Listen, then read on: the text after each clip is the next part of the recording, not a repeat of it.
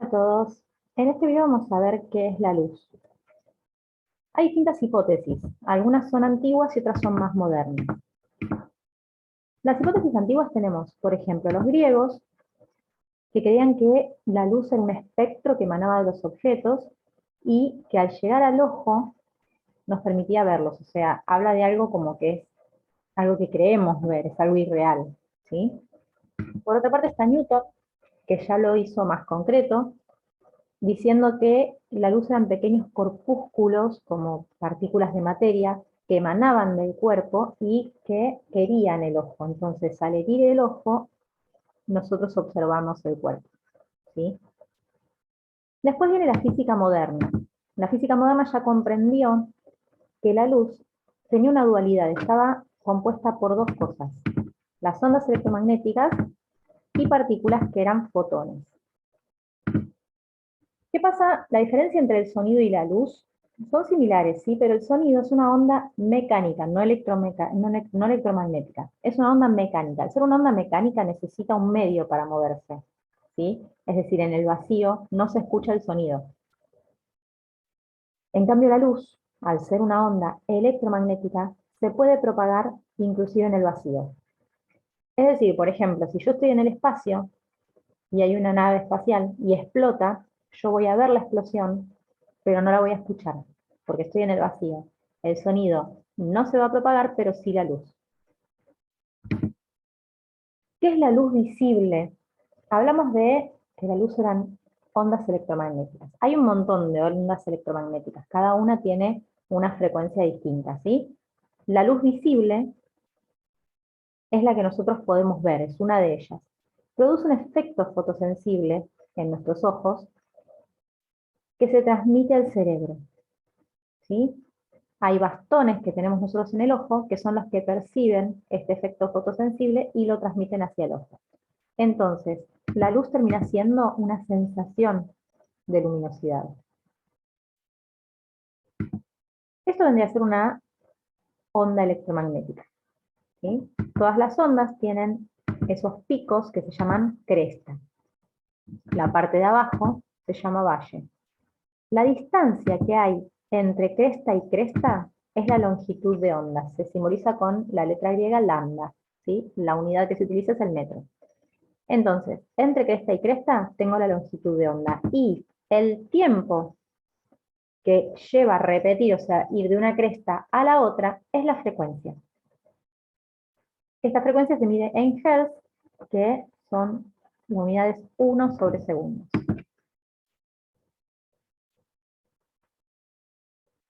Nosotros hablamos de ondas electromagnéticas recién, ¿sí? ¿Pero qué son las ondas electromagnéticas? Les hablé de que había varias. Por ejemplo, están los rayos gamma, rayo X, rayos ultravioletas, infrarrojos, microondas, ondas de radio y la luz visible. Todas estas tienen distinta longitud de onda, que es lo que les decía, la distancia entre cresta y cresta. O sea, digamos como que se repite con mayor frecuencia o menor frecuencia. El ojo no llega a ver todas. Si es mucha la frecuencia, no llega a verla, y si es muy lento tampoco. La luz visible tiene una longitud de onda de 0,4 micrómetros a 0,75 micrómetros. Esa es la luz que nosotros podemos ver. Y en realidad, la luz blanca, que es la que nosotros vemos, no es blanca, sino que está formada por 7 colores. Que cada color tiene una longitud de onda distinta. Fíjense acá en la tablita, ¿ven? Son los colores más o menos del arco iris: violeta, azul, ciano, que es un celeste, verde, amarillo, naranja y rojo. Cada uno tiene una longitud de onda, acá están nanómetros, pero es lo mismo, va de los 0,38, que es esto, perdón, sí, 0,38 micrómetros equivale a 400 nanómetros. Y llega hasta los 750 nanómetros, que son estos 0,75 micrómetros que les ponía. Un prisma, muchos tienen en su casa un prisma, que es como una pirámide de vidrio. Lo que hace el prisma, que nosotros vemos que tira los colores del arco iris, es hacer esto. La luz blanca, que es la luz que nosotros vemos, por ejemplo, la luz que sale del sol, entra al prisma, y el prisma tiene un material, es un vidrio especial, que lo que hace es desarmar la luz blanca en sus 7 espectros, ¿sí? Los 7 colores. Lo que hace es desdoblar según la longitud de onda, según esto que vemos acá en la tabla. Vamos a ver ahora la velocidad de la luz.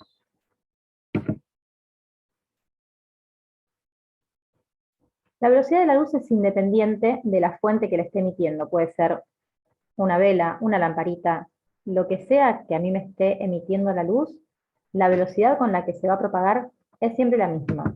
Einstein, en la teoría de la relatividad, descubre que existe una velocidad límite de la luz.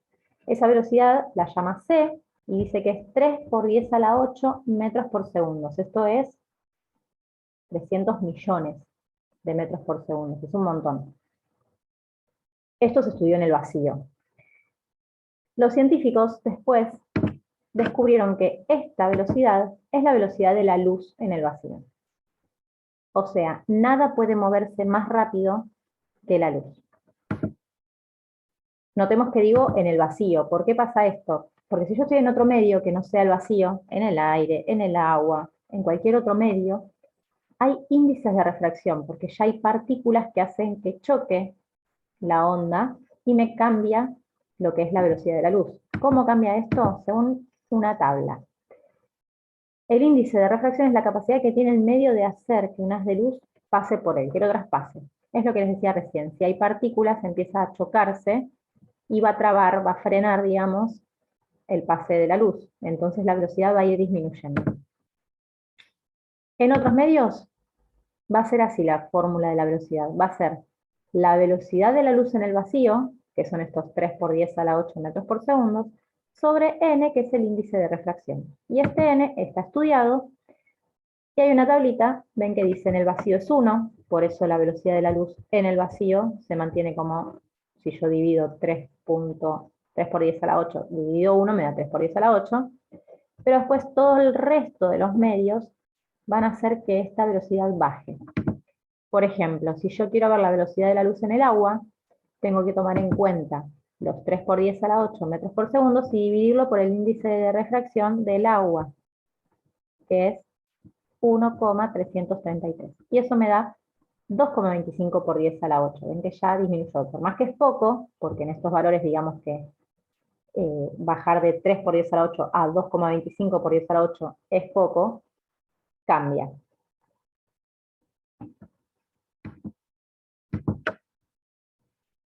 Ahora vamos a ver lo que es la propagación de la luz. Los físicos detectaron que se propagaba en línea recta, y esto fue un estudio que se hizo en función de las sombras. Miren esto. Nosotros tenemos un cuerpo opaco. La diferencia entre un cuerpo opaco y un cuerpo luminoso es que el cuerpo opaco no emite luz, y el cuerpo luminoso sí. Si nosotros ponemos una fuente, una lamparita, una linterna o lo que sea, va a proyectar en la superficie que está atrás una sombra. Si nosotros nos fijamos, lo que hicieron los científicos en realidad, fue ver que la luz se propagaba de esta manera. Al ser en línea recta, los rayos que ven acá en rojo chocaron en el cuerpo opaco y no pasan. Los que son en azul son justo los que pasaron por el borde y los que me forman la sombra, ¿sí? Y los verdes son los que traspasaron y generan toda la luz, iluminan el resto de la superficie. Esto, si los rayos no fueran en línea recta, no pasaría, no se formaría una sombra. Fíjense lo que pasaría. Si los rayos hicieran curvas, pasaría esto. Y no me generaría sombra. Esto en la realidad no es lo que pasa. Vamos a ver ahora la iluminación. Cuando tengo una fuente de luz emitiendo hacia una pantalla o un cuerpo opaco, a medida que aumenta la distancia entre ellas, disminuye la iluminación. Eso ustedes lo probaron. Si yo acerco una linterna a una pared, ilumina bien, y cuando me voy alejando cada vez ilumina menos. Esto es porque la iluminación depende de la intensidad luminosa, del ángulo que haya, como estoy apuntando, digamos, la luz, y de la distancia que haya entre la fuente que me está emitiendo la luz y la superficie que estoy iluminando. Esto en fórmula queda de esta manera. La iluminación, que se simboliza con la letra E, es igual a la intensidad luminosa dividido la distancia al cuadrado por el coseno del ángulo. Vamos a ver este ejemplo. Si yo tengo la superficie que voy a iluminar y tengo una linterna iluminando, genero esta área que estoy iluminando, ¿no? La intensidad luminosa se mide en Boyle, que se simboliza con la B corta, o candelas, que se simboliza con CD. La distancia es la distancia que hay entre la fuente y el cuerpo, y se utiliza el metro como unidad. Y el ángulo, este alfa, es hacer esto. La normal de la superficie vendría a ser esta, ¿sí? Siempre es algo perpendicular a la superficie. Yo estoy iluminando desde ahí abajo, o sea que ese sería mi rayo. Este área, que está entre la normal y el rayo, es el ángulo de incidencia, que es este alfa que usamos. E entonces es la iluminación y las unidades van a ser candelas sobre metro cuadrado, que eso es el lux, que se simboliza con la L y X. ¿Qué pasa? Que ahí estábamos viendo abajo de todo cuando algo yo estoy iluminando de manera perpendicular. Perdón, ahí tenemos la equivalencia entre el Boyle y la candela, que es que un Boyle equivale a 20 candelas. Vamos al tema de si estoy alumbrando perpendicularmente. Yo pongo la fuente justo de frente a la superficie. El rayo ahora va a ser este. Entonces, fíjense que el ángulo que se me forma entre la normal de la superficie y el rayo es 0. Al ser 0, el coseno del ángulo, coseno de 0, me da 1. Entonces la fórmula termina siendo simplemente que la iluminación va a ser igual a la intensidad luminosa dividido la distancia al cuadrado. Vamos a ver ahora el flujo luminoso. El flujo luminoso es la cantidad de luz que emite una fuente en todas las direcciones.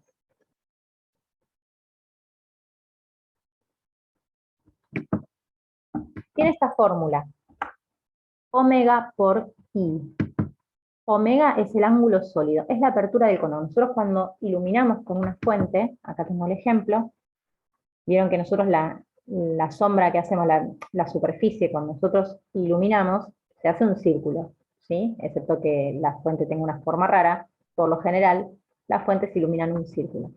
Los rayos que se emiten forman un cono, que es esto, ¿sí? Entonces, este omega se llama ángulo sólido y es todo esto. Es toda esta apertura, desde un rayo extremo hasta el otro. Se mide en estereoradianes, que se simboliza con SR, y es igual al área iluminada dividido la distancia al cuadrado. El área iluminada vendría a ser todo este círculo, ¿sí?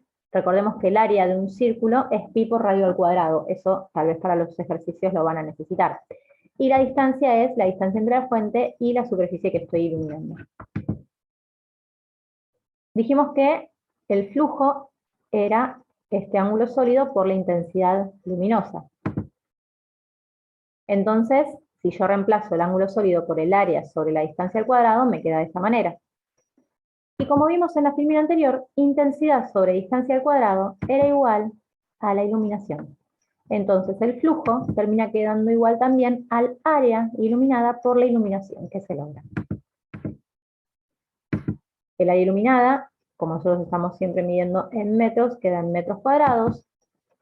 Entonces el flujo va a tener estas unidades. Metro cuadrado por lux, que es la unidad lumen, que se simboliza con la L y M minúscula. Potencia y eficiencia, cuando estamos hablando de iluminación. Potencia sabemos que, el flujo, ¿sí? A su vez, es la potencia por la eficiencia que tenga la fuente. La potencia de la fuente se mide siempre en watt. Y la eficiencia es cuántos lúmenes se logran por cada watt de potencia. ¿Cómo puedo calcular la intensidad de una fuente? Vamos a ver qué es lo que se utiliza. Se utiliza el fotómetro de Bunsen. El fotómetro de Bunsen es un experimento que se hace partiendo de una fuente que yo sí conozca, ¿sí? Supongo que tengo una fuente de la cual conozco la intensidad lumínica, y otra que no, ¿sí? Lo que se hace es coincidir las iluminaciones, ¿sí? La E que vimos en fórmulas, voy a hacerlas coincidir. Se hace de esta manera, yo tengo una superficie, una fuente que conozco su intensidad, y la hago iluminar y conozco la distancia a la que tengo esta fuente. Logro esta iluminación, ¿sí? Eso va a ser E1. Del otro lado de la superficie, voy a poner otra fuente de la que no conozco su intensidad, y es lo que quiero averiguar. Yo la pongo a una cierta distancia y logro esta iluminación 2.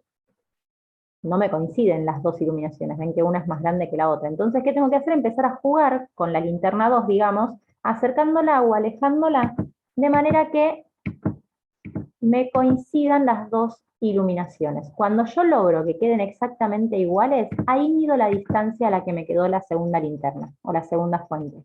Entonces, yo estoy partiendo de que las iluminaciones son las mismas. La iluminación 1 igual a la iluminación 2. ¿A qué es igual a iluminación 1? A intensidad, estoy perpendicular siempre, ¿sí? A que la iluminación 1 es intensidad 1 sobre distancia 1 al cuadrado, y la iluminación 2 es intensidad 2 sobre distancia 2 al cuadrado. Como conozco I1, D1 y D2, voy a poder despejar la intensidad 2. Como les decía recién, estamos en casos perpendiculares, entonces no tomo la parte de la fórmula del coseno del ángulo, porque coseno de 0 me va a dar 1, y quedan esas cosas.